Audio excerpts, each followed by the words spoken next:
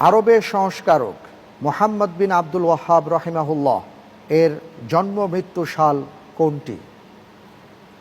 ক 1701 থেকে 1790, খ 1702 থেকে 1701, গ 1703 থেকে 1792, ঘ 1704 থেকে 1793 খ্রিস্টাব্দ।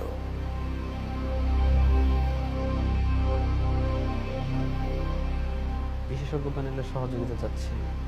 বিশেষজ্ঞ প্যানেলের সহায়তা দেয়া হোক। আলহামদুলিল্লাহ, আমরা দেখতে পাচ্ছি আরবের বিখ্যাত সংস্কারক মুহাম্মদ বিন আব্দুল ওয়াহাব রাহিমাহুল্লাহ যে সালে জন্মমৃত্যু হয়েছিল সেই সালের সংখ্যাগুলোর মধ্যে একটা বিখ্যাত হিজরি তারিখ আছে।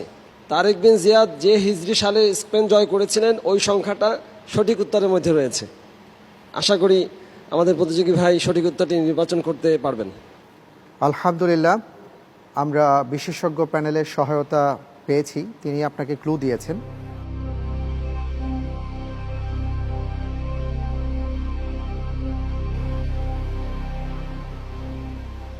জি, উত্তরটি হচ্ছে গ 1703 থেকে 1792 খ্রিস্টাব্দ।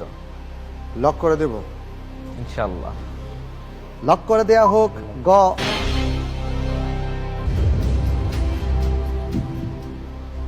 আপনি যে উত্তরটি দিয়েছেন উত্তরটি সঠিক হয়েছে। মাশাআল্লাহ, আলহামদুলিল্লাহ।